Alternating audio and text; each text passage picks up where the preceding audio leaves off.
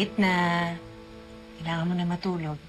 Basta, Nay, huwag po kayo titigil sa paghahanap kay tatay, ha? Naku mo na isipin yun. Sige na, mag-pray ka na para makatulog ka na dahil maaga pa yung pasok mo bukas. Sige po.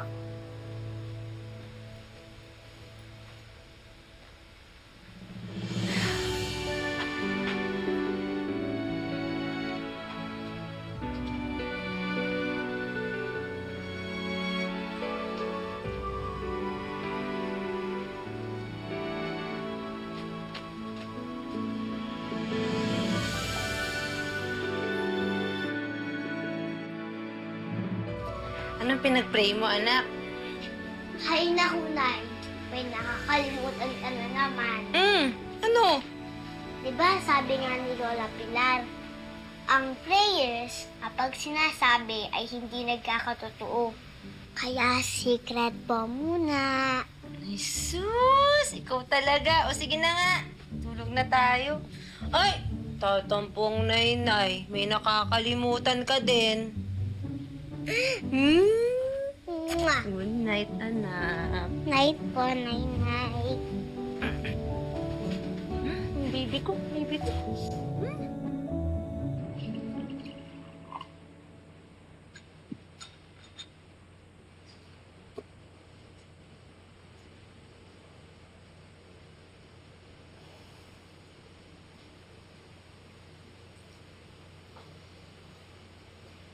I'm pretty sure Tita Lorena isn't thinking about you anymore.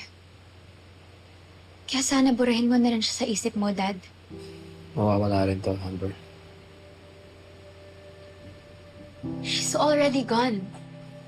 Ikaw lang tong paulit-ulit na bumabalik. Dad, napagdaanan na natin to. Sorry, anak. The pain doesn't go away just because you say sorry. You have to let her go for real. You keep carrying this weight, but for what? For whom? Iniwan na tayo ni Tita Lorena, but Tita Ronnie's been there. Simula nung nawala si Mom, she never left. She doesn't owe us anything, but she stayed. Pinili niyang magstay. Matagal na natin kasama si Tita Ronnie. She deserves our love too. Nakasama natin siya through every season. Not just the good ones, even the heavy, ugly ones. You know what's tragic?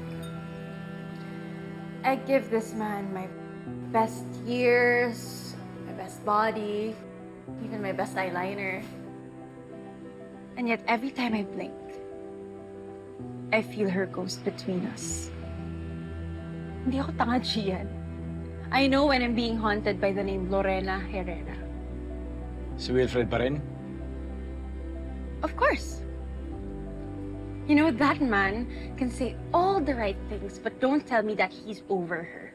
Kitang-kita ko na naman kanina kung paano niya na iniisip yung brain ng kabusitan. Amber, hindi ko naman nakakalimutan yun.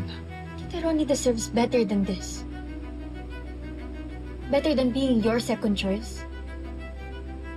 She deserves you. The whole you. Not what's left after Tita Lorena. Kaya, please, Dad. Pakawalan na natin si Tita Lorena sa mga buhay natin. Kung paano natin pinalaya yung mga alaala ni Mommy.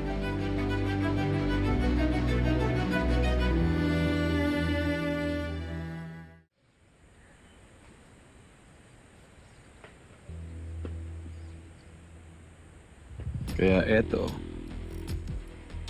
ako na naman ang outlet ng galit mo sa boss. Ano pa? May nagsabi ba sa'yo na pumunta ka dito? Hindi ba? Sabi ko sa'yo, wag na tayong magkikita dahil baka mabuking pa tayo ni Wilfred.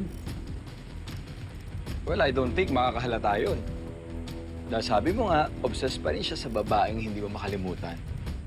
Na matagal nang nawala, pero kung makareact ka, parang multo sa hallway. Multo? My God, please. That woman is a jump scare in red lipstick. Hindi ko alam kung nasan man siya ngayon, but just like before, pwede siyang sumulpot anytime. Unannounced, unapologetic, and undeserved. Na hindi mo naman papayagan, di ba? Hindi talaga. Tagal kong hinintay si Wilfred, no? Back when no one wanted to sit next to me. Nung time, nung ang suot ko parang hinalukay pa sa buol ng lola ko. Wilfred was the only one who saw me. Siya lang yung nandun para sa akin. Ronnie, huwag mo na inumin yan. Mag-coffee na lang tayo sa labas.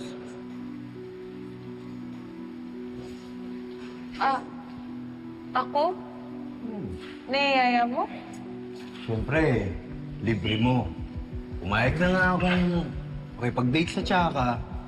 Tapos ako pa yung gagastos, di ba? Ang lala mo dyan,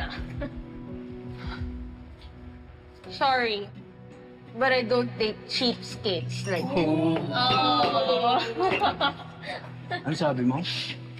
You know what? If you're broke, just go to the charity para naman mabusog ka at magkaroon ng konting nourishment yung utak mo. Stupid. Yapang mo ah. Alam mo, kailangan mo na atang maturukan ng anti-rabies eh. Kasi masyado ka ng bakahol. What? Tigilan niyo nga si Ronnie. So this is how you treat your teammates? Tumatahol ka pa? Real professional. Ronnie. Let's go to Bruzo. Di ba favorite mo yung caramel latte to?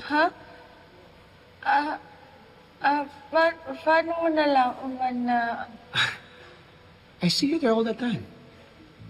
Di ba lagi ka nandun? Talaga ba niyaya mo ako? Ronnie, of course. Let's go.